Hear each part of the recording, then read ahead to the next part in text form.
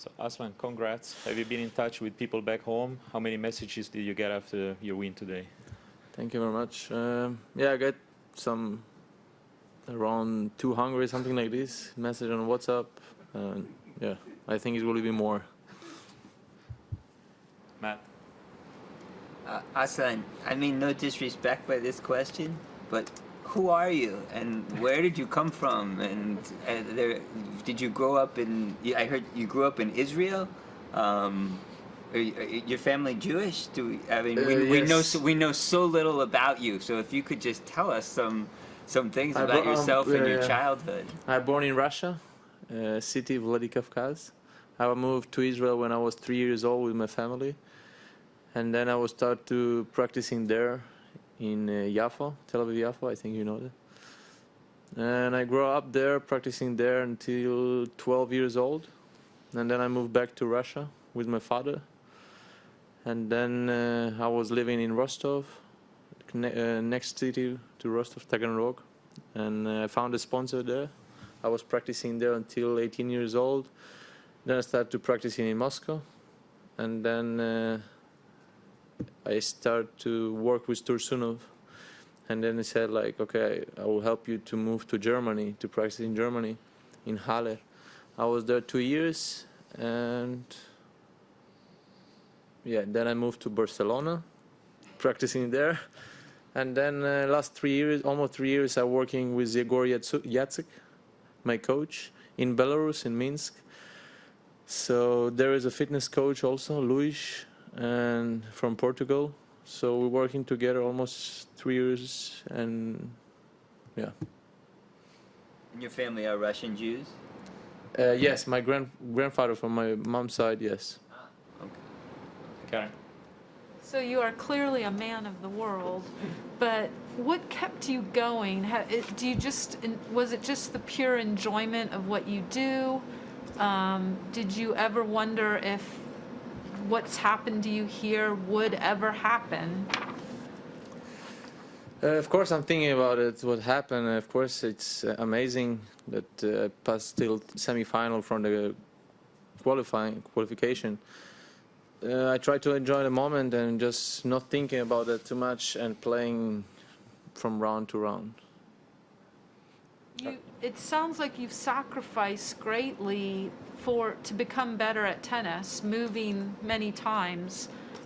Did it ever seem like it wasn't worth it? Can you repeat, please? You've moved a lot to try to become better at tennis. At any point, did it seem like it was not worth all of this trouble? Yes, I was moving, I would say, too much. And in the end, I found a coach, as I said, his name Grigor Dimitrov. And this is the right guy for me. He's helped me a lot, more mental part. And then, of course, there is the technical stuff as well. But yeah, I like to work with him. We're living in Minsk. We're practicing there. So, yeah. 12 months ago, you're probably watching Novak Djokovic lift the trophy again. Where were you, and did you think that you could be one match away from possibly, two wins away from possibly doing the same thing? Of course not. I mean, I was 4 months ago. I was 116, and I was my first step was okay. I would try to go top 100 end of the year 2020, and it didn't happen. So I said okay from the beginning. My first step was to be top 100. So that was my thought. Karen? At what point did you realize that Grigor was not 100%? In the third set. So the first set was really tight, and I arrived to the court, was a good feeling, and then during the first set I felt like too much unforced errors, just rushing too much. And then the second set I was trying to play with him to see to go less with unforced, and yeah, I took his break, I closed the set, and then in the third set I felt already the back. Yeah. Matt? You'd be surprised to learn that he said he could barely put his socks on before the match because of the pain, the spasms he was experiencing. I thought he would be ready to play the fourth set because after the medical, I thought it would be better. But yeah. Matt? Do you think you can win the tournament at this point? I mean, you've won 5 matches right now. You've won some of them in dominating fashion. Do you think you can win the tournament? We will see. I mean, how can I say? Okay, we will see match by match. So, yeah. Last two in the room?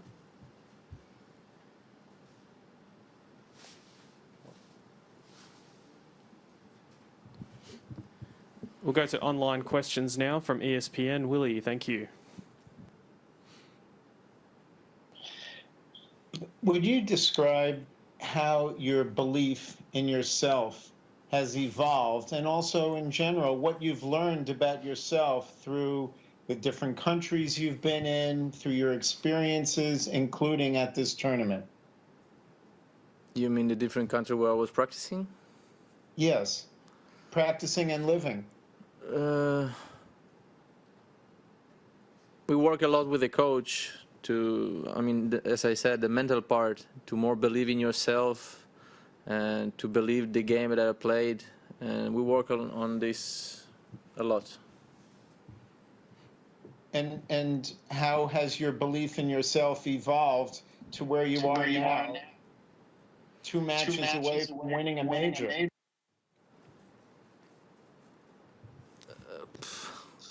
I try to believe every match that what I'm doing on the court, and it's helped me to win matches. I mean, okay, I arrive to the court and I'm saying, okay, I try to do my best, and with more belief, I'll describe like that.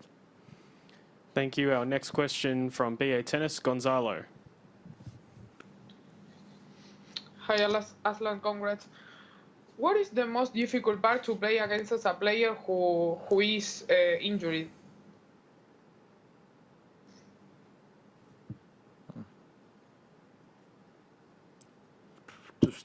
To stay focused on your game, I would say, because there was a moment in the fourth set, like I was giving too much free points on his serve. Instead of just putting the ball in, he was not moving anymore. So I would say like that.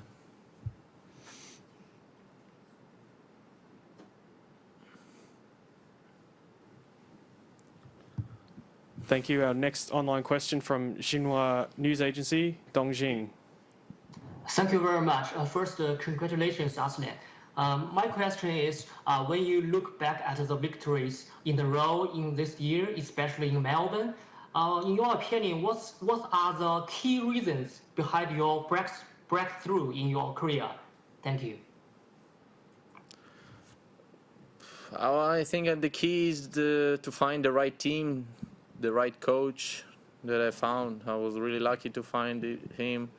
And we was just met in one tournament. I played futures, and we was saying like, okay, let's try to work together.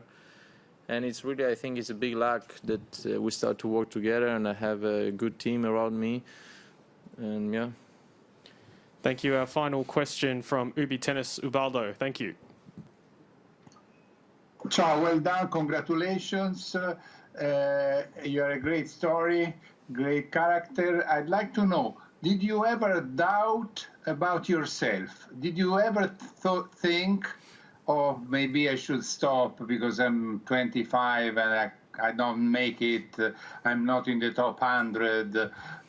I would like to know when it was the most difficult time for you and you thought, maybe I shouldn't play, if there was. There was a time when I was injured. That was a difficult time for me because I recovered after the injury, and then 2017 started. I started to play again, and again I felt the knee, and I said, "Well, I quit again for 2.5 months, almost 3," and I think this is the most difficult part.